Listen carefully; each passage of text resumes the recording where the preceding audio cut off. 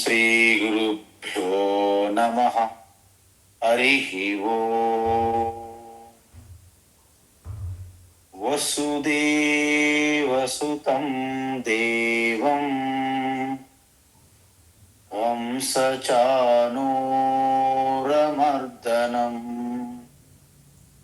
దేవకీ పరమానందం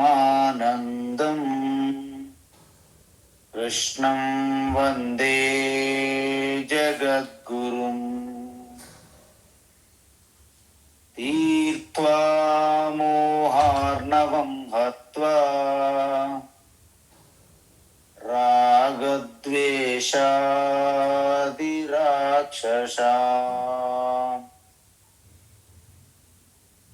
సీతా శాంతి సమాయుక్త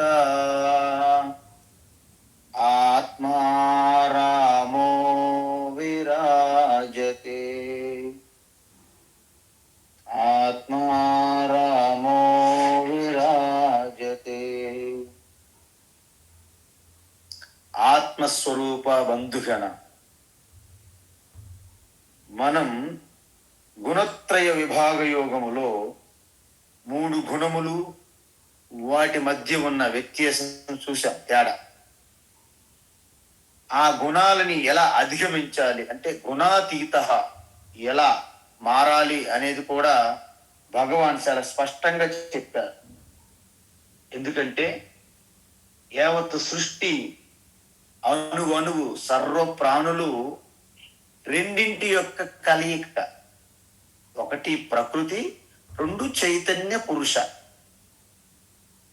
అందువలన ప్రకృతిలో ఏవైతే ఈ శరీరాలు, మనసు, ఇంద్రియములుగా ఉన్నటువంటి ప్రాణులన్నీ కూడా ప్రకృతి కిందకే వస్తాయి. ఆ ప్రకృతిలో ఉన్నటువంటి ఆ అంతఃకరణములాగా మనస్సులో ఈ చైతన్యం యొక్క ప్రతిబింబం వలన శరీరములన్నీ కూడా చేతనంగా కనిపిస్తున్నాయి. అందువలన ఎప్పుడైతే మనస్సు యందు ప్రతిబింబిస్తున్నటువంటి ఆ చైతన్యం యొక్క ప్రతిబింబము అహంకారముగా, జీవాత్మగా ప్రకటమవుతుంది. అందువలన మనకి ఎక్కడ కన్ఫ్యూజన్ ఉంటుందంటే, శుద్ధ చైతన్యం యొక్క ప్రతిబింబము చైతన్యం వలె అనిపిస్తుంది, అహంకారం కూడా.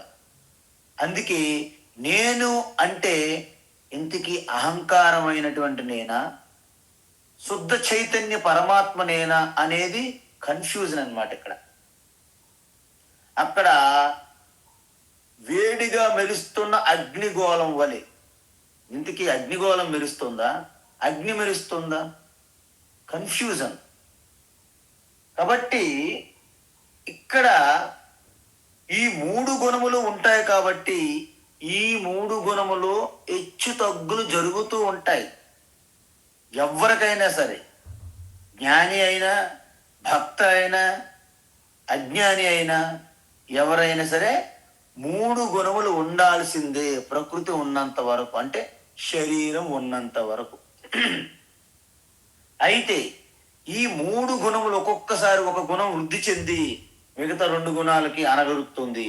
ఇంకొకసారి ఇంకో గుణం వృద్ధి చెంది మిగతా 2 గుణాలని కిందకు నెట్టుతుంది. అందువలన ఈ గుణాల యొక్క ప్రభావంలో కొట్టుకుపోతే అజ్ఞాని వాటిని గుర్తించలేరు. కానీ జ్ఞాని సాక్షిగా గుర్తించవచ్చును. ఓహో, ఇప్పుడు ఈ గుణం అధికంగా ఉన్నది అని గుర్తిస్తుంటారన్నమాట. ఈ విధంగా అహంకారం అనేది ఈ గుణముల నుండి ఎప్పుడు బయటపడడానికి వీల్లేదు. ఎందుకు? ప్రకృతి అంటేనే స్వాభావికంగా 3 గుణములు. 3 గుణముల నుంచి వచ్చినటువంటి అహంకారము ఎప్పుడు గుణములతో కలిసే ఉంటుంది. అందువలన జీవాత్మ దేనితో తాదాత్మ్యం చెందాలి? అహంకారంతోనా, శుద్ధ చైతన్యంతోనా?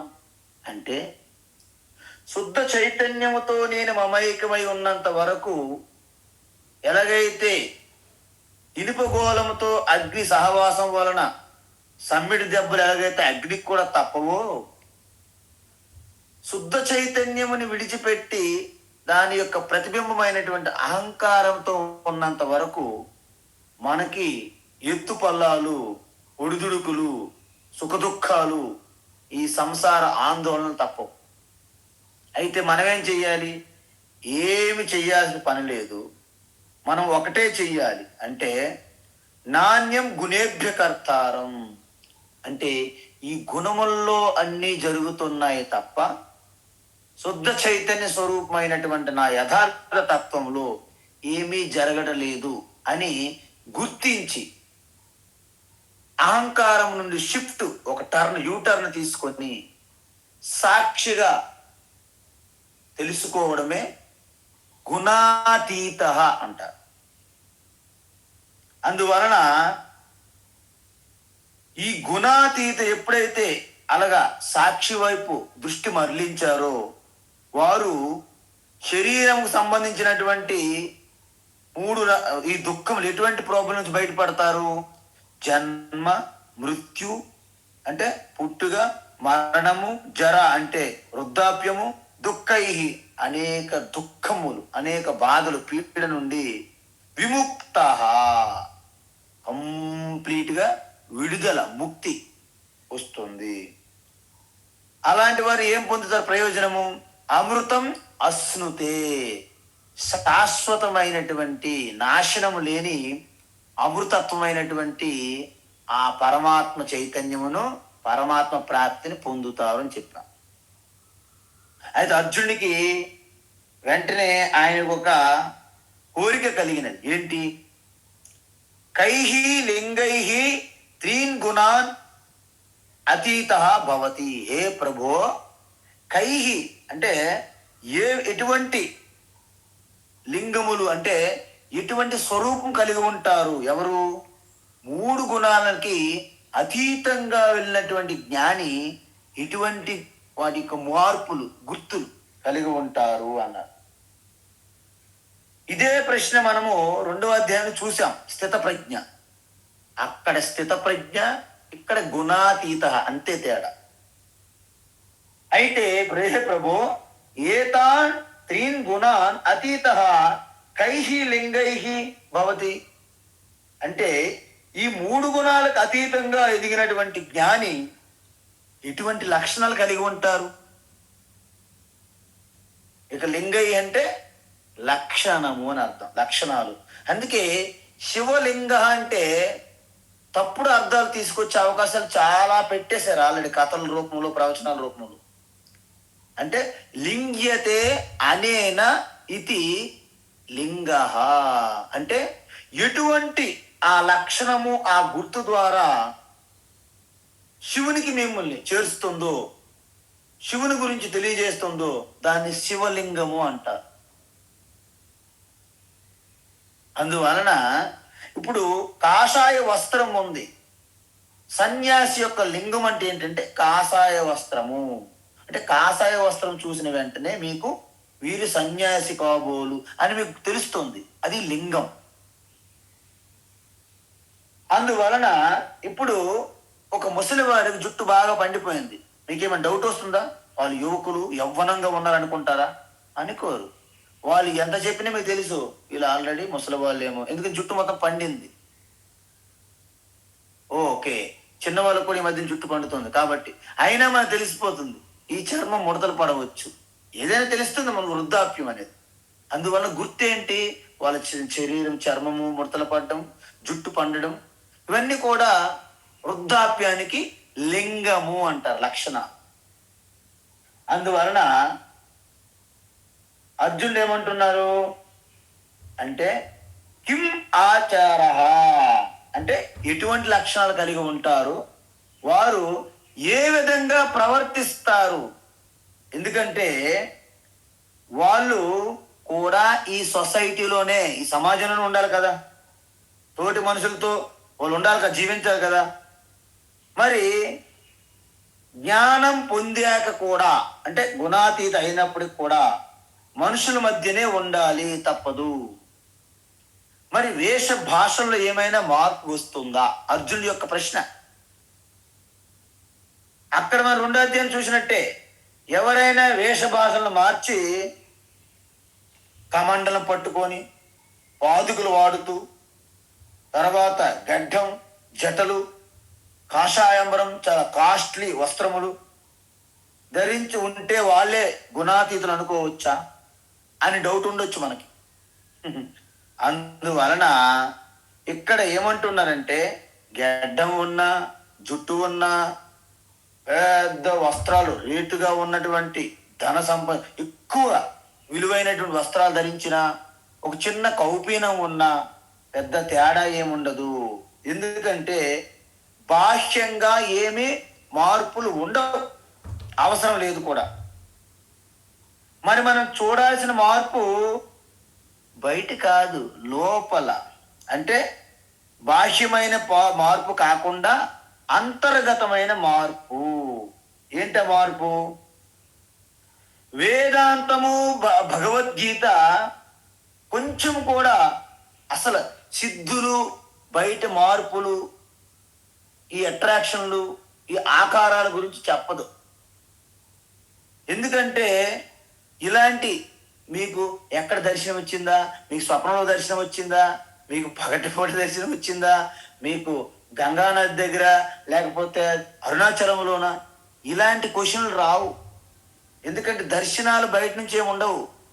అంతా జార విడిచితే మిగిలేదే పరమాత్మ. అది తెలుసుకోవాలి లాస్ట్కి. అందుకే ఈశ్వరుణ్ణి మనము నేత్రములతో చూస్తున్నది కాదు, చెవులతో వింటున్నది కాదు, వాసన చూడలేరు, రుచి చూడలేరు, స్పర్శ ఉండదు. ఏ విధంగా చూస్తారు దర్శనం? ఈశ్వర దర్శనం అంటే ఈశ్వర దర్శనము కేవలము ఆత్మస్ఫురణగానే జరగాలి. ఎప్పుడు జరుగుతుంది అనుభూతి? అన్నిటిపైన అభిమానము, అనురాగం విడిచిపెడితే మిగిలి ఉన్నది ఒకే ఒక్కటి, ఆ శేషంగా మిగిలిపోతుంది. దానినే ఆదిశేష అంటారు. అదొక్కటే మిగులుతుంది, ఇంకేం ఉండదు. అందువలన ఆయన ఏ విధంగా ప్రవర్తిస్తారంటే, ఏమైనా ప్రత్యేకత ఉందా అని అడగడం. కథంచ ఏతాన్ త్రీన్ గుణాన్ అతివర్తతే. ఈ 3 గుణాల నుండి ఏ విధంగా అధిగమిస్తారు? ఎందుకంటే శరీరం ఉన్నది, సో 3 గుణాల కలయిక ఉన్నది. సో 3 గుణముల్లో ఉండి కూడా వాటికి అతీతంగా ఏ విధంగా వెళ్తారు అని అడుగుతున్నాడు అంట అర్జునుడు. సో మోక్షం అంటే వేరే లోకాలకి ప్రయాణం కాదు, స్పష్టం చేసుకోవాలి. అదంతా అపోహ. ఎలాగ పెట్టేశారో ఈ సొసైటీలో, సమాజంలో, విమానాలు వస్తాయి, తీసుకుని వెళ్తాయి, శరీరంగా తీసుకుని వెళ్తాయి. ఇవన్నీ గ్రాఫిక్స్ సినిమాల్లో బాగుంటాయి. అది నిజం కాదు. వేదం దీన్ని ఖండిస్తోంది కూడా. కొంతమంది మోక్షం భవిష్యత్తులో వస్తుంది అని భ్రమ. మరి కొంతమంది మోక్షం అనేది ఒక్కసారి ఒక అనుభూతి, ఎక్స్పీరియన్స్ జరుగుతుంది, ఇది కూడా భ్రమయే. ఎందుకు? ఇవన్నీ అపోహలే. మరి మోక్షం అంటే ప్రయాణం కాదు, భవిష్యత్తులో వచ్చేది కాదు, ఒక రకమైన ఎక్స్పీరియన్స్ కాదు. మరి ఏంటి మోక్షం? మోక్షం అంటే ఎక్కడికి ప్రయాణం కాదు. ఎందుకు ప్రయాణం కాదు అంటే, మొత్తం వ్యాపించి ఉన్నటువంటి ఆ శుద్ధ చైతన్యం ఎక్కడ ప్రయాణిస్తుంది? మీరు చెప్పండి. ఆకాశం ఎక్కడికైనా ప్రయాణించగలదా? ప్రయాణించలేదు. ఎందుకంటే వ్యాపించి ఉన్నది. సో ఆత్మ ప్రయాణించడం జరగదు. అంటే మోక్షం కోసం మీరు ఏ లోకాలకు వెళ్ళాలని పని లేదు. ఒకటి కట్. రెండోది, భవిష్యత్తులో వస్తుంది అనుకుందాం. అంటే ఇప్పుడు లేదని అర్థం. అంటే ఒక సమయానికి, ఒక కాలానికి, ఒక లోకానికి పరిమితమైన ఆత్మ అది అనంతం ఎలాగవుతుంది? శాశ్వతం ఎలాగవుతుంది? నిత్యం ఎలాగవుతుంది? కాబట్టి భవిష్యత్తులో వస్తున్నది మోక్షం అనేది తప్పు. పోని ఒక అనుభవం ద్వారా వస్తుందంటే అది తప్పే. ఎందుకు? అన్ని అనుభవాలకి ఆధారం ఒకే ఆత్మ చైతన్యం. అంటే అనుభవాలు మారుతున్నాయి, కానీ ఆత్మ అలాగే నిలిచి ఉంటుంది. ఇప్పుడు చూద్దాం.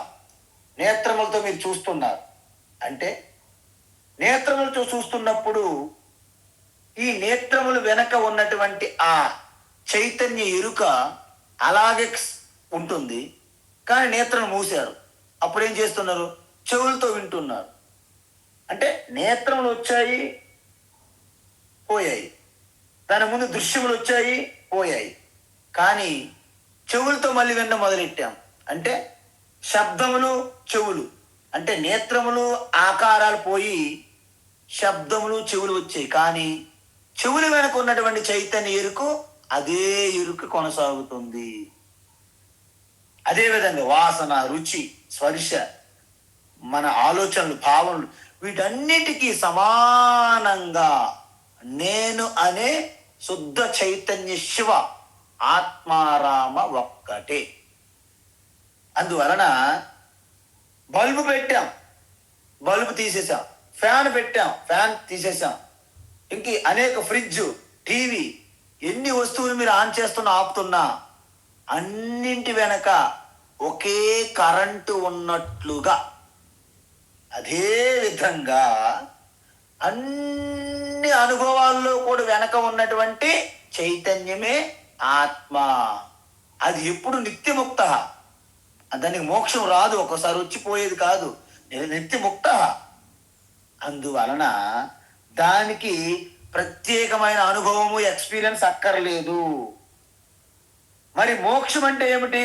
మోక్షం అంటే నేనే ఆ నిత్యముక్త స్వరూపము అని తెలుసుకొని స్వీకరించడమే. అందువలన ఈ ప్రశ్నలో అర్జునుడు ఏమడిగాడు ఫైనల్ గా? గుణాతీతని యొక్క లక్షణాలు ఏమిటి? ఫస్ట్ ప్రశ్న. గుణాతీత యొక్క ఆచారం, ప్రవర్తన ఎలా ఉంటుంది? రెండవ ప్రశ్న. గుణాతీతనికి ఆ ఎదగడానికి అవసరమైన సాధన ఏమిటి? మూడో ప్రశ్న. ఈ మూడింటి సమాధానము భగవాన్ ఇప్పుడు చెప్తున్నారనమాట, శ్రీకృష్ణ పరమాత్మ. శ్రీ భగవాను వాచ ప్రకాశం చ ప్రవృత్తిం చ. శ్రీ భగవాను వాచ ప్రకాశం చ ప్రవృత్తిం చ. ప్రకాశం చ ప్రవృత్తిం చ. మోహమేవ చ పాండవ. మోహమేవ చ పాండవ. మోహమేవ చ పాండవ. న ద్వేష్టి సంప్రవృత్తాని. న ద్వేష్టి సంప్రవృత్తాని. న ద్వేష్టి సంప్రవృత్తాని. న నివృత్తాని కాంక్షతి. న నివృత్తాని కాంక్షతి. న నివృత్తాని కాంక్షతి. ప్రకాశం చ ప్రవృత్తిం చ మోహమేవ చ పాండవ. ప్రకాశం చ ప్రవృత్తిం చ మోహమేవ చ పాండవ. ప్రకాశం చ ప్రవృత్తిం చ మోహమేవ చ పాండవ. న ద్వేష్టి సంప్రవృత్తాని. న నివృత్తాని కాంక్షతి. న ద్వేష్టి సంప్రవృత్తాని. న నివృత్తాని కాంక్షతి. న ద్వేష్టి సంప్రవృత్తాని. న నివృత్తాని కాంక్షతి. ఓకే అమ్మా, ఇప్పుడు అర్జునుడి ప్రశ్నలు అయిపోయాయి. సో భగవాన్ సమాధానం చెప్పాలి. సో భగవాన్ వంతు అర్జునుడు మాట్లాడి ఆపేశారు, భగవాన్ ప్రారంభిస్తున్నారు. ఏమిటి? ఈ 3 ప్రశ్నలకి ఎలా చెప్తున్నారంటే, మొదటి 2 శ్లోకములు అంటే 22, 23 శ్లోకాల్లో ఆ యొక్క గుణాతీతుల యొక్క లక్షణములు అంటే స్వరూపం చెప్తారు. తర్వాత 24, 25 శ్లోకములో ఆ గుణాతీతుల యొక్క ఆచార వ్యవహార ప్రవర్తన శైలి గురించి చెప్తారు. తరువాత 26వ శ్లోకములో ఆ గుణాతీతుల కోసం ఎటువంటి సాధన చెయ్యాలి మనం చెప్తారు. 27తో కంక్లూడ్ చేస్తారన్నమాట ఈ అధ్యాయాన్ని. ఇది మన యొక్క ప్రాజెక్ట్ ప్లాన్ ఇలా పెట్టుకోవాలి. అయితే గుణాతీత లింగం అంటే ఏమిటి చూడండి. అంటే గుణములు అంటే సత్వగుణము, రజోగుణము, తమో గుణముతో మనకి ఈ శరీరము, ఇంద్రియములు, మనస్సు, బుద్ధి ఇవన్నీ కూడా గుణముల ద్వారా ఏర్పడ్డాయి.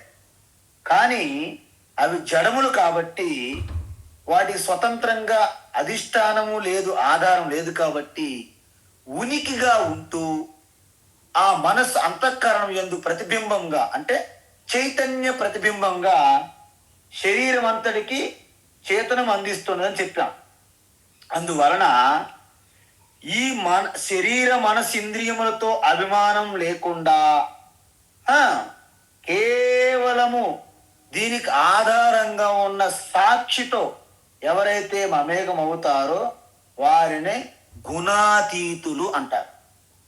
మీరు ఎలాగుండి అలాగే ఉంటాయి, కానీ మీ యొక్క దృష్టి, మీ మమేకము, మీ అభిమానంలో మార్పు వచ్చింది. ఎలాగా?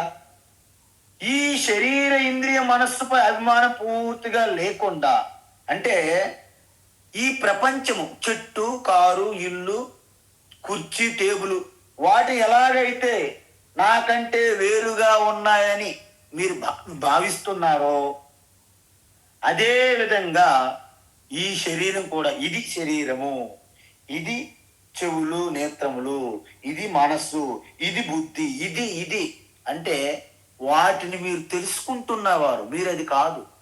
నేను కారుని తెలుసుకుంటున్నా, ఇది కారు అంటే నేను కారు అవను కదా. ఇది ఫోను, నేను ఫోన్ కాదు కదా. ఇది టేబుల్, నేను టేబుల్ కాదు కదా. అదే విధంగా ఇది శరీరం, నేను శరీరం కాదు. ఇది నేత్రము, నేను నేత్రం కాదు. ఇది మనస్సు, నేను మనస్సు కాదు. ఇది బుద్ధి, నా బుద్ధిలో ఏం జరుగుతుంది, ఎటువంటి ఆలోచన వచ్చింది నాకు తెలుస్తుంది. మనస్సులో ఎటువంటి ఫీలింగ్, భావన కలుగుతుంది నాకు తెలుస్తుంది. చూసారా? సో నేను తెలుసుకుంటున్నాను. తెలుసుకోబడేది క్షేత్రము, ప్రకృతి అని చెప్పాను ఇంతకుముందు 13వ అధ్యాయం నుండి చెప్తూనే ఉన్నా. కాబట్టి తను మనస్సు శరీరాలకు భిన్నంగా ఉన్నానని తెలుసుకోవడం వలన వాటికి వచ్చే బాధలు, పీడ, సమస్యలకి జ్ఞాని తీవ్రంగా స్పందించవు. ఎందుకంటే నా కారుకి ఏదైనా తగిలింది, చిన్న యాక్సిడెంట్ తగిలింది, ఓకే, దాన్ని రిపేర్ చేయిస్తాం. అంత మాత్రాన కారు తగిలిందని ఇలాగ కాళ్ళు చేతులు అలాగా మసాజ్ చేసుకుంటూ చేసి ఇబ్బంది పడడం కదా మనం. ఎందుకు? కారుకు తగిలింది, మీకు తగలలేదు. అదేవిధంగా ఈ మనస్సు శరీరాలకు కలిగే సమస్యలకు కానీ, పీడకి, బాధకు కానీ తీవ్రంగా స్పందించరు. అంటే చెలించకుండా వాటికి కావలసిన మరమ్మతులు ఎలాగైతే చేస్తామో వీటికి కూడా చేయిస్తాం అని ఎవరైతే చెలించకుండా ఉంటారో వారు గుణాతీతులు అని చెప్తున్నారు భగవాన్ శ్రీకృష్ణ. అందువలన జ్ఞాని ఈ విధంగా గుణాతీతులుగా ఎదగడం వలన అతని యొక్క శరీరము, మనస్సు ఆరోగ్యంగా ఉంటాయి. అంటే మీరు అనొచ్చు, అంటే మరి గుణాతీతులకి ఎప్పుడు కూడా జబ్బు చేయదా అంటే చేస్తుంది. ఎందుకు? ఈ శరీరములో ప్రకృతి 3 గుణములు నిరంతరం మారుతూనే ఉంటాయి.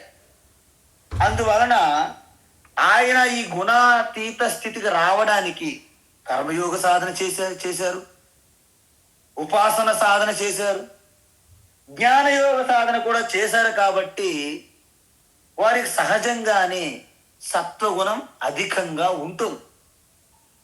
అందువలన ఒకవేళ సత్వగుణం కొద్దిపాటి తగ్గి రజోగుణము, తమో గుణం కొంచెం పెరుగుతున్నా మళ్ళీ వాటిని పరిశీలించి మళ్ళీ తత్వగుణంలోకి రాగలుగుతారు. ఎందుకు? వారికి ఆల్రెడీ తెలుసు సత్వగుణంలోకి ఎలాగ మళ్ళీ రావడం. అందువలన ఈత వచ్చిన వారు ఎలాగైతే బావిలోనో నదిలోనో దూకినప్పుడు వాళ్ళకు పైకి రావడం తెలుసు, అదేవిధంగా ఇక్కడ సత్వగుణం పొందడానికి ఆల్రెడీ సాధన చేసి సాధించారు కాబట్టి ఇప్పుడు గుణముల్లో ఏ మార్పు జరుగుతున్నా, ఎలాగైతే స్ప్రింగ్ ఎలాగైతే అణిచిపెడితే ఎలాగైతే అంతే తీవ్ర వేగంగా పైకి వస్తుందో, గుణాతీతులు అనేవారు మళ్ళీ తన యథాస్థితికి రాగలుగుతారు తొందరగా. అందువలన ఒకవేళ మనస్సులోనే స్పందించిన ఎక్కువసేపు ఉండదు. అందుకే జ్ఞానులు యొక్క కోపం ఎలా ఉంటుందంటే, కర్పూరం ఎలాగైతే జ్యోతిలో జామని ఒక్కసారి వస్తుంది, తొందరగానే పోతుంది అంట. అందువలన వారు దాన్ని తొందరగా బయటపడతారు. అందుకే FIR అంటారు, అంటే the frequency and intensity and comeback. చూసారా? అందువలన ఎంత ఎక్కువ సార్లు వారు ఈ యొక్క తీవ్రమైన కలత చెందడానికి, ఏమైనా కోపము ఇబ్బంది కలగడానికి ఉన్నదా? ఇంతకుముందు ప్రతిదానికి ఇబ్బంది పడిపోయేవాళ్ళు అనుకోండి. సపోజ్ మీరు ప్రతిదానికి, ప్రతి చిన్న విషయానికి కూడా డిస్టర్బ్గా ఫీల్ అయినటువంటి మీరు ఇప్పుడు ఏదో రేరుగా డిస్టర్బ్ అవుతారు తప్ప ప్రతిదానికి మీరు డిస్టర్బ్ కారు. తర్వాత ఆ తీవ్రత, ఇంతకుముందు చాలా తీవ్రమైనటువంటి హృదయాన్ని, మనసుకి, బుద్ధికి తీవ్రంగా అనిపించేది, ఇప్పుడు పైన తప్ప అంత తీవ్రంగా మీరు దేనికి కలత చెందరు, చెల్లించరు. రివర్స్ బ్యాక్, మీరు ఎంత తొందరగా మళ్ళీ బ్యాక్ రాగలుగుతున్నారు. తొందరగా వచ్చారనుకోండి, ఇంతకుముందు మనకి 2 రోజులు పట్టేది, ఇంతకుముందు మనకి 1 రోజు పట్టేది, ఇంతకుముందు మనకి కొన్ని గంటలు పట్టేది, కానీ ఇప్పుడు కొన్ని నిమిషాల్లోనే మళ్ళీ మీరు మీ స్వరూపానికి వచ్చేస్తున్నారు. Okay, let it so, no problem, no problem. పర్వాయిల్లే చూసాం కదా మనం. అంటే ఏది జరిగినా ఓకే, పర్వాయిల్లే, no problem, no problem, I'm not. So ఈ విధంగా వారు ఏంటంటే, వారికి ఒక విషయం తెలుసు, ఈ 3 గుణములు 100% ఆరోగ్యంగా సమానంగా ఉండవు, నిరంతరం మారుతూనే ఉంటాయి. కాబట్టి జ్ఞాని తన మనస్సు సాత్వికంగానే ఉండేందుకు ప్రయత్నిస్తుంటారు. ఎందుకు? ఒక్కొక్కసారి తమో గుణం రావాలి, నిద్రపోవాలంటే తమో గుణం ఉండాల్సిందే. జ్ఞానికి కూడా తమో గుణం లేకపోతే వారు కూడా నిద్రపోలేరు. కాబట్టి ఒక్కొక్కసారి మనసు వికారాలకు లోనవుతుందని తెలుసుకుంటారు.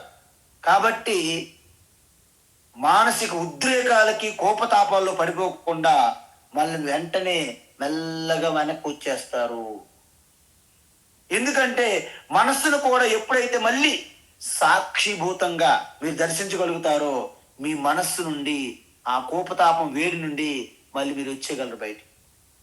అందువలన ఎటువంటి క్లిష్ట పరిస్థితుల్లో కూడా మీరు మనస్సును ఒక్కసారి మళ్ళీ గమనించి చూస్తే, అందుకే మౌనంగా 5 నిమిషాలు 2 నిమిషముల పాటు అయినా సరే మళ్ళీ మీ యొక్క మనసును మీరు చెక్ చేసుకుంటే, ఓహో, మంచి చెడు ఆలోచనలు, కోపము శాంతము, వీటన్నింటికి చూస్తున్న సాక్షిని నేను అనే ఒక్క భావనతో ఒక్కసారిగా మీరు బయటకు వచ్చేస్తారు. అందువలన ఆరోగ్యకరంగా స్పందిస్తారంటే అర్థం ఏంటి? మనసుకి ఎటువంటి సమస్యలైనా రాని, జ్ఞాని అస్సలు పట్టించుకోకుండా ఉండడం అర్థం కాదు, కానీ తీవ్రంగా పట్టించుకోరు, అంటే తీవ్రంగా స్పందించరు అని అర్థం. ఎందుకు? జ్ఞానికి ఒక్క విషయం స్పష్టం, నా మనస్సులో కలిగే ఎటువంటి వృత్తి అయినా, కోపమైన, తాపమైన, శాంతమైన, ప్రేమైన ఏవైనా నా పూర్ణత్వానికి లోటు లేదు, నా పూర్ణత్వానికి లోటు లేదు. మనస్సు ఎలా ఉన్నా సరే, అది శాంతంగా ఉన్ని అశాంతంగా ఉన్ని నా స్వరూపం అయితే పరిపూర్ణము, దానికి ఎటువంటి లోటు లేదు, డోకా లేదు. మనం చూడండి, మనం కొంత అమౌంట్ సెక్యూరిటీగా మీరు ఉంచుకోండి, కార్పస్గా సపోజ్ అది ఉంటుంది, మిగతా ఎక్స్ట్రా దాన్ని మీరు ఖర్చు పెట్టేటప్పుడు మీరు ఎంతగా భయపడరు. ఎందుకు? మీకు ఎటువంటి లోటు లేదు, ఆ బ్యాలెన్స్ ఏదైతే మినిమం ఉన్నదో దానికి టచ్ చేయట్లేదు మీరు. ఆ విధంగా జ్ఞాని ఎటువంటి పరిస్థితుల్లోనైనా సరే, ఎటువంటి అనుభూతి అయినా సరే, ఎటువంటి వికారాలు చెందినా నా పరిపూర్ణ తత్వానికి లోటు లేదు. పదే పదే జ్ఞప్తికి తెచ్చుకోవడం వలన ఆయన పూర్తిగా డీలా పడిపోయే అవకాశం లేదు. ఎందుకు? మనసు ఎలా ఉన్నా తన పూర్ణత్వాన్ని ఏమీ చెయ్యలేదని, తను మనస్సును సాక్షిభూతంగా చూస్తున్నటువంటి సాక్షి చైతన్యాన్ని ఇది మర్చిపోవడం. నిరంతరము హృదయములో అలాగ చింతన బ్యాక్గ్రౌండ్ తంబూర శృతిలాగా నడుస్తూనే ఉంటుంది అన్నమాట. అందువలన భగవాన్ ఏమంటున్నారంటే ప్రకాశం చ, ఇక్కడ చూడండి, ప్రకాశం అంటే సత్వగుణము. అంటే జ్ఞానికి సత్వగుణం ప్రధానంగా ఉంటుంది కాబట్టి ఆ సత్వగుణం అధికంగా ఉన్న స్థితిలో కూడా ప్రవృత్తించ అంటే రజోగుణం. ప్రవృత్తి అంటే రజోగుణం చెప్పాం కదా, ఎప్పుడు కర్మలో ఎక్కువగా బిజీగా ఉంటారని. మోహమేవచ అంటే తమో గుణము. సో జ్ఞానికి ఈ మూడు గుణాలు ఉండక తప్పవు. కాకపోతే సత్వగుణం ఎక్కువగా ఉంటుందని మనం చెప్పాం. రజోగుణము తమో గుణం కొంచెం తక్కువగా ఉంటాయి. అందువల్ల మనస్సు 100% సత్వగుణంగా లేదని తెలుసు కాబట్టి మనస్సులో జరుగుతున్న చిన్న చిన్న అడ్జస్ట్మెంట్లకి తను ఆల్రెడీ డాక్టర్ లాగా సిద్ధంగా ఉంటాడు ట్రీట్మెంట్ చేసుకోవడానికి. సో జ్ఞాని మనసులో కూడా 3 గుణాలు ఉండడమే కాదు, వాటిని నిరంతరం మారుతూనే అని చెప్పాను కూడా మీకు. అందువలన తమో గుణం ఒక్కోసారి ఎక్కువ ఉండొచ్చు, రజోగుణం ఒక్కోసారి ఎక్కువ ఉండొచ్చు, కానీ వాటి కాల పరిమితి చాలా తక్కువగా ఉంటుంది. ఇప్పుడే చెప్పా, వారి కోపము క్షణికం. అందువలన జ్ఞాని మనస్సులో సత్వగుణం ఎక్కువగా ఉంటుంది కాబట్టి, అది జ్ఞానికి తెలుసు కాబట్టి ఆ 3 గుణాలను బ్యాలెన్స్ చేసుకుంటూ పోతుంటారు. ఎందుకంటే ఒక్కొక్కసారి అవసరం ఏది అవసరమైతే అది ప్రయోగించాల్సి ఉంటుంది, కానీ తన మూలములో ఉన్నటువంటి పరమశాంతికి డోకా లేకుండా చూసుకుంటారు. ఆయన వస్తారు ఆఫీస్కి వచ్చినట్టు 3 గుణముల్లో వచ్చి ప్రవర్తిస్తుంటారు. ఆఫీస్ అయిన తర్వాత ఇంటికి ఎలా వచ్చేస్తారు, 3 గుణాల ప్రకృతి నుంచి డ్యూటీ దిగిన తర్వాత ఆత్మస్వరూప స్థితిలోకి వెళ్ళిపోతారు. అంటే జ్ఞానికి తెలుసు 2 ప్లేసులు. ప్రకృతిలో ప్రవర్తిస్తున్నంత సమయము అది ఆఫీస్ వర్క్, చైతన్య స్వరూపం నిలిచి ఉండడము తన సొంత గృహంలోకి వెళ్ళినట్టుగా. జ్ఞానికి గుణాతీతుడికి 2 స్థానాలు ఉంటాయి, అజ్ఞానికి 2 స్థానాలు ఉండవు. ఆఫీస్ ఇల్లు ఒకటే చేస్తున్నారు కొంతమంది, ఆ విధంగా జీవిస్తారు.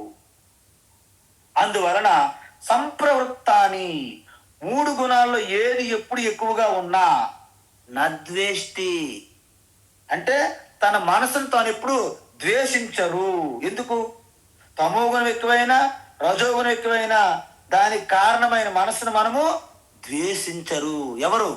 గుణాతీతులు. ఎందుకంటే మనసు కూడా నా సేవకు. దానిలో కోపమైన, ఉద్వేగమైన, ద్వేషమైన, రాగమైన ఇవన్నీ కూడా మనసును చూస్తున్నాయి కాబట్టి, మనసు ప్రకృతి యొక్క కార్యం కాబట్టి, ప్రోడక్ట్ కాబట్టి నాకేం టచ్ చేయలేదు, నన్నేం ఇబ్బంది పెట్టలేదు. వాస్తవానికి మనస్సు కంటే అతీతంగా ఉన్నటువంటి శాశ్వత చైతన్యము నేను అని అనుకోవడం వలన దేన్ని ద్వేషించరు. ననివృత్తాన్ని కాంక్షతి, ఒకవేళ అమ్మో నా సత్వగుణం తగ్గిపోతుంది అని భయపడరు. అంటే మళ్ళీ సత్వగుణం ఎలాగైనా సంపాదించాలి అని ఆరాటపడరు. అంటే సత్వగుణంతో కూడా బంధనం పెట్టుకోరని అర్థం. 3 చూసాం కదా మనము, 3 గుణాలు కూడా బంధిస్తాయి. ఎలాగా? సత్వగుణం అంటే బంగారు చైన్లతో బంధిస్తాయి, రజోగుణం అయితే వెండి చైన్లతో బంధిస్తాయి, తమో గుణం అంటే ఇనుముతో బంధిస్తుంది. కాబట్టి 3 బంధనములే. కాబట్టి ఏ గుణం మీద కూడా రాగద్వేషాలు పెట్టుకోరు. తమో రజోగుణాలు ఎక్కువైనప్పుడు వాటిని ద్వేషించరు. సత్వగుణం తగ్గిపోతుంటే బాధపడరు. ఎవరు? గుణాతీతులు. ప్రతి ఒక్క మనసులోనూ తన మనసుతో సహా ఈ 3 గుణాలు కలిసే ఉంటాయని, అందువలన అవి నాకు ఎటువంటి ఇబ్బంది చేయలేవని, వాటికంత సత్తా సామర్థ్యం లేదని, అవి ప్రకృతి యొక్క కార్యాలని నిరంతరము తెలుసుకొని ఆ యొక్క గుణాతీతులు ఏం చేస్తారంటే తన శరీరాన్ని, మనసుని ఉన్నది ఉన్నట్లుగానే స్వీకరిస్తారు. అంటే వాళ్ళకి డయాబెటీస్ ఉన్నదనుకోండి, వాళ్ళు ఏమి ఇబ్బంది పడరు. అబ్బే నేను గుణాతీతను, నా డయాబెటీస్ ఏం చేయదు అనరు. దానికి కావాలని ట్రీట్మెంట్ చేసుకుంటారు, కానీ కలత చెందరు, ఇబ్బంది పడరు, ఆవేశపడరు. ఆ విధంగా శరీరాన్ని మనసును ఉన్నది ఉన్నట్లుగా స్వీకరించుటయే ప్రశాంతిని వీలైనంత వరకు సత్వగుణములో ఉంటూ, సత్వగుణం కూడా నేను బంధనం కాదని తెలుసుకుని ఉండేవారినే గుణాతీతులు అంటారు. అయితే దాన్ని కొనసాగింపుగా మళ్ళీ చెప్తున్నారు భగవాన్. ఏంటి? ఉదాసీన వదాసీన ఉదాసీనవదాసీనః ఉదాసీనవదాసీనః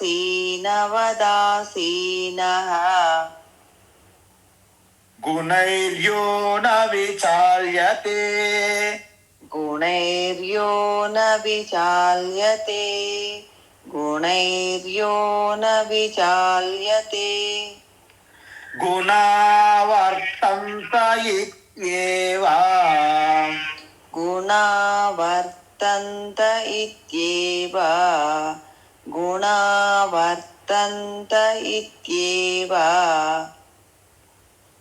యోవతిష్టతి నేంగతే యోవతిష్ఠతి నేంగతే యోవతిష్ఠతి నేంగతే ఉదాసీన వదాసీన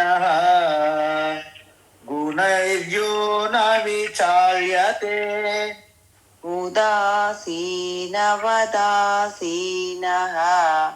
గుణైర్యో న విచాల్యతే ఉదాసీనవదాసీనః గుణైర్యో న విచాల్యతే గుణావర్తంత ఇత్యేవ యోవతిష్ఠతి నేంగతే గుణావర్తంత ఇత్యేవ యోవతిష్ఠతి నేంగతే గుణావర్తంత ఇత్యేవ యోవతిష్ఠతి నేంగతే. ఇప్పుడు ఈ యొక్క గుణాతీతుల యొక్క స్వరూపం అంటే వాళ్ళ లక్షణములు ఏ విధంగా ఉంటాయి అని చెప్తూ ఇక్కడతో క్లోజ్ చేస్తున్నారు. మామూలుగా తన మనస్సు శరీరాలని ఉన్నది ఉన్నట్లుగా స్వీకరిస్తారు అని చెప్పారు ముందు శ్లోకంలో. అంటే దాని అర్థం ఏంటి అంటే ఆరోగ్యకరమైనటువంటి ప్రవర్తన ఉంటుంది అని అర్థం. మామూలుగా అజ్ఞాని ఎలా ప్రవర్తిస్తారు అంటే చిన్నపాటి సంఘటన జరిగిన అనేక రకమైన ఆందోళనలు, అలజడులు, అశాంతితో నిండిపోతుంది వాళ్ళు. అయితే పూర్తిగా నిర్లక్ష్యంగా ఉంటాడు, లేదా కింద మీద పడిపోతారు, కంగారు అయిపోతారు. అజ్ఞానులకు రెండు ప్రాబ్లమ్స్ ఉంటాయి.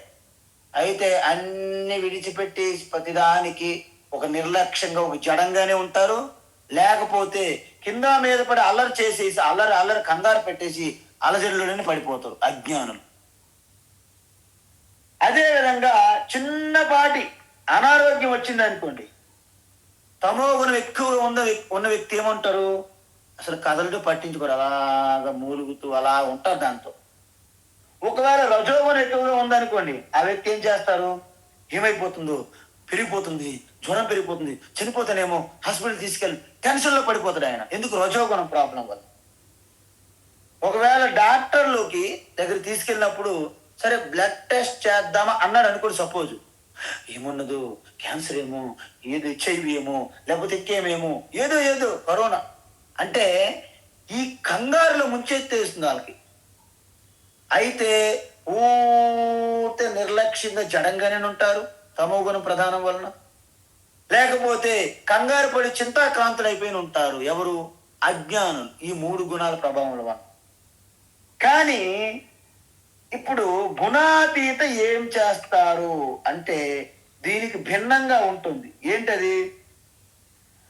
ఏంటంటే పట్టించుకోకపోవడము కాదు, అలాగని తీవ్రమైన స్పందన అలాగా ఉండదు. మరి గుణాతీతులు ఏం చేస్తారు? సమస్యని చక్కగా పరిశీలిస్తారు. మొదట పరిశీలించినప్పుడు దానికి అనుగుణమైనటువంటి పరిష్కారం మాత్రమే చేస్తారు.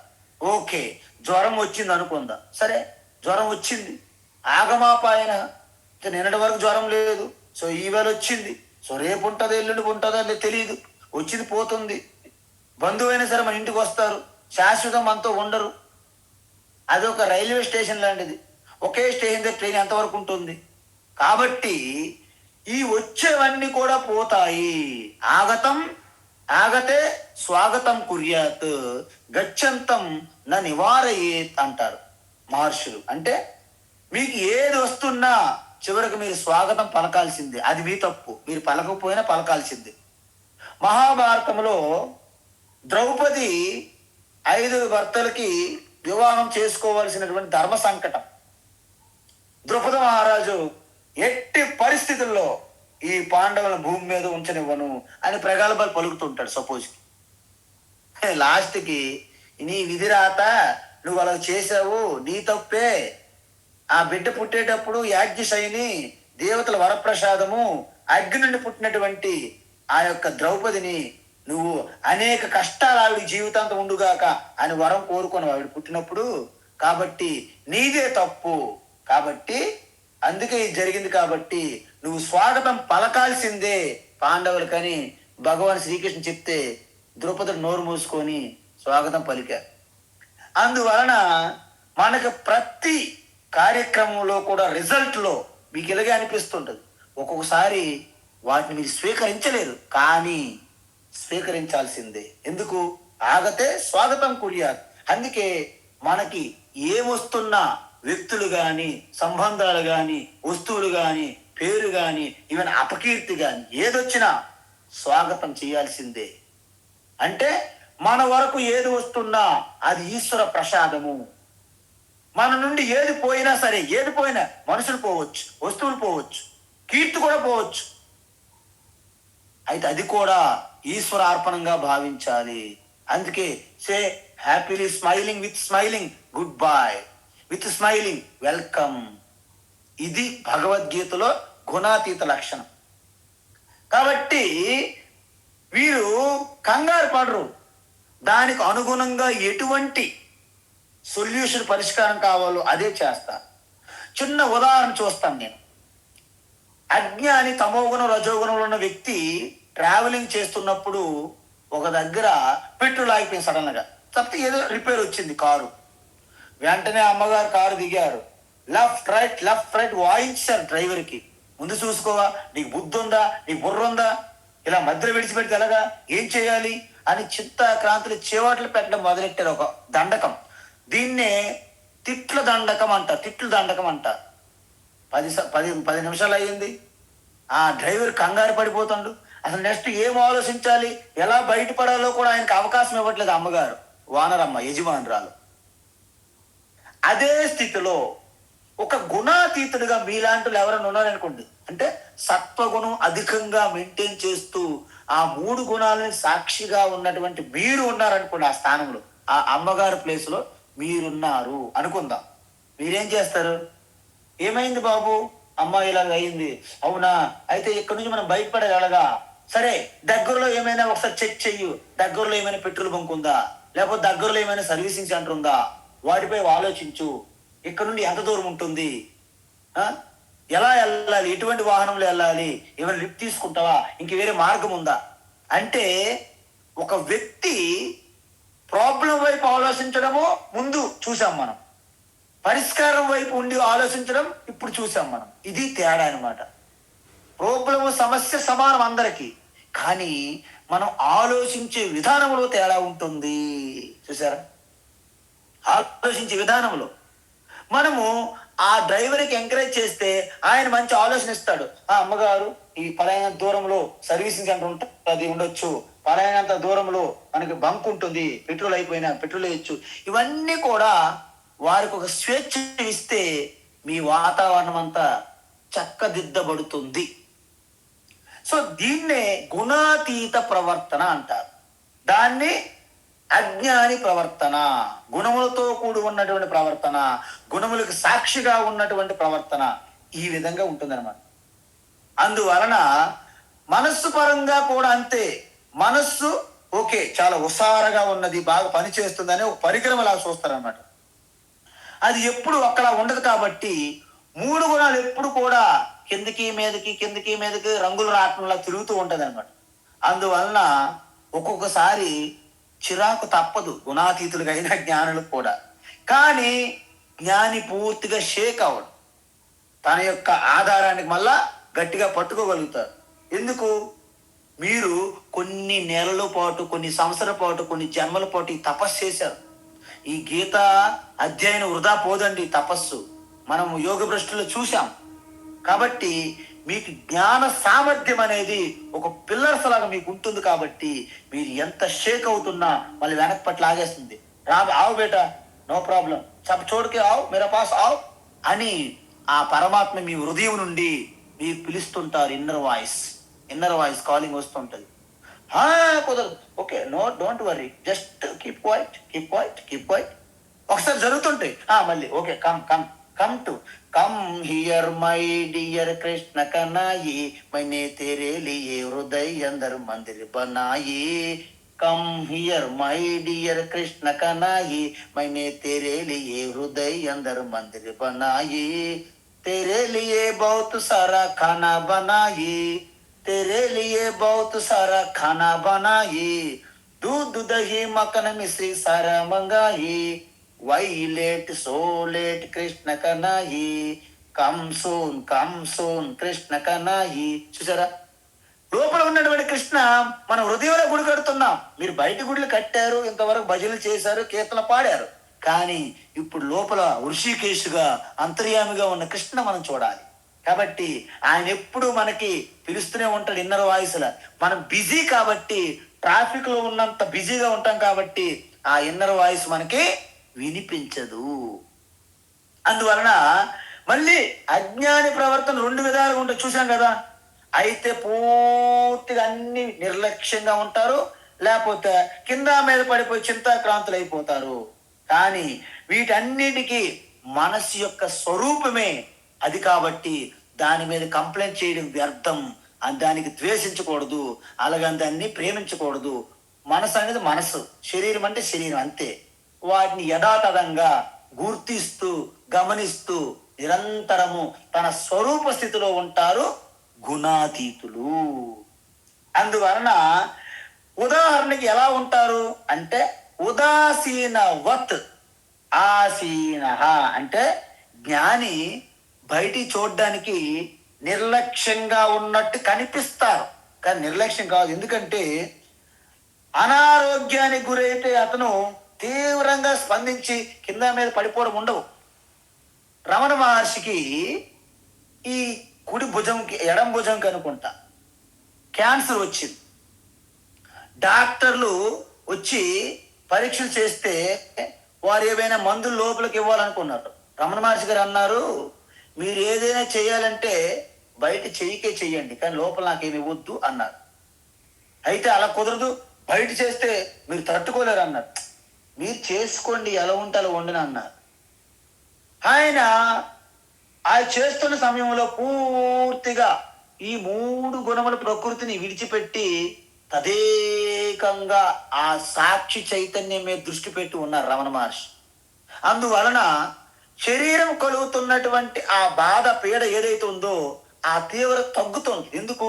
దాని మీద మనం ఎంత అంటి పెట్టుకున్నామో అంత ఎక్కువ బాధ కలుగుతుంది.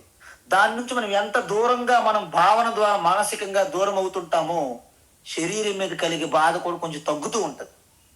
అందువలన రమణ మహర్షి యథాస్థితిలో అలా ఉండడం వలన డాక్టర్లు అనుకునే వాళ్ళు ఈయన బాగా నటించేస్తున్నాడు, నటించమంటే జీవించేస్తున్నాడు అన్నట్లుగా వారు మరకంత కోపంగా సర్జరీ చేసేవారు. కానీ రమణ మహర్షి ఎటువంటి మార్పు లేదు. చివరికి వాళ్ళకి అర్థమైంది, ఇది సైన్స్ కూడా అందనటువంటి ఇదేదో ఒక ఎక్స్పీరియన్స్, అంటే ఇది ఆర్డినరీ ఎక్స్పీరియన్స్ ఇది కాదు, ఎక్స్ట్రాడినరీ ఎక్స్పీరియన్స్ అని డాక్టర్లు చివరికి తెలుసుకునేవాళ్ళం. సో దీన్నే ఉదాసీనవత్ అంటే దేనికి పట్టించుకోరు అన్నట్లుగా కనిపిస్తుంది బయటికి.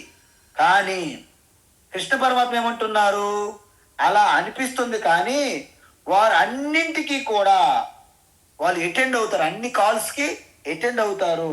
కానీ వాటితో విచలిత అంటే చెల్లించరు అనమాట. తీవ్రంగా ఆందోళన, అలజడి, స్ట్రెస్, ఈ టెన్షన్లో పడరు. అంటే యాంగ్జైటీలో పడరు చక్రములు. అందుకే ఏమన్నారు, గుణైహి నా విచాల్యతే అంటే గుణముల ద్వారా మారుతున్నటువంటి గుణములకి తీవ్రమైనటువంటి చెలించడం ఉండదు. అంటే మనస్సు ఒకసారి సత్వగుణ ప్రధానంగా ఉంటుంది, ఇంకోసారి రజోగుణ ప్రధానంగా ఉంటుంది, ఇంకొకసారి తమోగుణ ప్రధానంగా ఉంటుంది.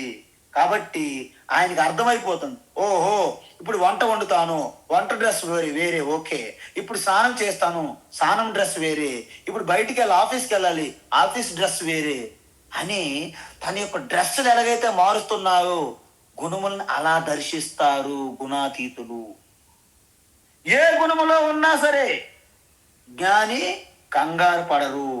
అలాగని మనసుకి దానికి ఇష్టాచారంగా విడిచిపెట్టరు. ఎందుకంటే గాలిలో వదిలేసినట్టు ఉండకూడదు, యథేష్టాచారం అంటారు. అందువలన మనస్సుని కంట్రోల్ పెడుతూ దానికి ఒక ఎలాగైతే మన కుక్క పిల్ల కానీ ఆవు కానీ మన పెంచిన జంతువు ఎలాగైతే మన క్రమశిక్షణలో ఉంటుందో మనస్సు కూడా వాళ్ళ క్రమశిక్షణలో ఉంటుంది. అందువలన గుణైహి యహ ఎవరైతే నా విచాల్యతే వాళ్ళు చెలించరు. అంటే అతని దృక్పథం ఎలా ఉంటుంది అంటే గుణా గుణేషు వర్తంతే. ఓకే, ఈ శరీరం ఇంద్రియ మనసులో 3 గుణాలు, బాహ్య ప్రపంచం అంతా 3 గుణములు. సో గుణములు గుణములతో ప్రవర్తిస్తున్నాయి అని ఈ విషయాన్ని, యథార్థ సత్యాన్ని తను గుర్తు చేసుకొని తనేంటి ఇత్యేవ ఈ విధమైనటువంటి ఆత్మజ్ఞాన నిష్ఠలో ఉంటూ అవతిష్టతి ఆత్మన్యేవాత్మనా తుష్ట స్థిత ప్రజ్ఞశ్చ స్థిత ప్రజ్ఞగా ఆత్మనిష్ఠలో ఉంటారు. కాబట్టి నా ఇంజతే అక్కడ నుండి చెలించరు. చూసారా అద్భుతం. భగవాన్ దీని గురించి ఇప్పటి వరకు మనకి ఏం చెప్పారంటే ఆ యొక్క గుణాతీతుల యొక్క లక్షణాలు, స్వరూపం చెప్పేశారు. అంటే మన శరీరాలని సాక్షిగా దర్శించడమే గుణాతీతులుగా మారడము. గుణాతీతులంటే మీరు వాళ్ళ యొక్క కట్టుబాట్లు, కట్టు బొట్టు జుట్టు ఇవి చూసి మీరు మోసపోకూడదు. ఎన్ని దండములు పట్టుకున్నాడు ఇతను, ఎన్ని బొట్లు పెట్టుకున్నాడు, ఇక్కడ ఈయన డ్రెస్సులు ఎలా వేస్తున్నారు, పైనుంచి కింద కొడుతున్నారా, గడ్డ మీసాలు ఉన్నాయా, లేకపోతే మొత్తం బోల్డ్ షెడ్ ఏమైనా. తర్వాత చూడండి గుణాతీతులు వాళ్ళ గుండు మెరిసిపో ఓహో ఏం వాయులు ఆడుతున్నారు, ఏం ఫుడ్ తింటున్నారు, ఇవన్నీ వ్యర్థం. గుణాతీతులు అవి కాదు. మనస్సు, మీ యొక్క మనస్సు ఆలోచనని మీరు సాక్షిగా చూడగలుగుతున్నారా? కుదరదు స్వామి, ప్రయత్నించండి. చూస్తున్నాను, వండర్ఫుల్, మీరు గుణాతీతులు. ఎప్పుడైతే ఈ విధంగా సాక్షిగా మీరు చూడగలుగుతారో మీరు గుణాతీతులు. ఇక గుణాతీతులు అంటే ఎక్కడో కారణ జన్ములు ఆకాశం నుండి కిందకు దిగొస్తున్నారు అనుకోవద్దు, భ్రమ విడిచిపెట్టాలి మనం. కాబట్టి ఇప్పుడు భగవాన్ శ్రీకృష్ణ ఏం చెప్తున్నారంటే ఈ గుణాతీతుల యొక్క ఆచారం ఇంకా ఎలా ఉంటుంది, దృక్పథం, దృష్టికోణం, విజన్ చెప్తున్నారు. ఇప్పుడు ఏంటది ఒకసారి చదివేసి విడిచిపెడదాం, మళ్ళీ రేపు చూద్దాం. సమదుఃఖ సుఖ స్వస్థః సమదుఃఖ సుఖ స్వస్థః సమదుఃఖ సుఖ స్వస్థః సమలోష్టాస్మ కాంచనః సమలోష్టాస్మ కాంచనః సమలోష్టాస్మ కాంచనః తుల్య ప్రియా ప్రియో ధీరః తుల్య ప్రియా ప్రియో ధీరః తుల్య ప్రియా ప్రియో ధీరః తుల్య నిందాత్మ సంస్తుతిః తుల్య నిందాత్మ సంస్తుతిః తుల్య నిందాత్మ సంస్తుతిః సమదుఃఖ సుఖ స్వస్థః సమలోష్టాస్మ కాంచనః समदुःखसुखस्वस्थः समलोष्टाश्मकाञ्चनः समदुःखसुखस्वस्थः समलोष्टाश्मकाञ्चनः तुल्य प्रिया प्रियो धीरः तुल्य निंदात्म संस्तुतिः तुल्यप्रिया प्रियो धीरः तुल्यनिन्दात्मसंस्तुतिः तुल्यप्रिया प्रियो धीरः तुल्यनिन्दात्मसंस्तुतिः. ఓకే, ఈ శ్లోకంలో భగవాన్ శ్రీకృష్ణ యొక్క ఆ గుణాతీతి యొక్క విశ్లేషణ రేపు క్లాసులో చూద్దాం. హరి ఓం తత్సత్. సర్వం శ్రీకృష్ణార్పణమస్తు. వాసుదేవా.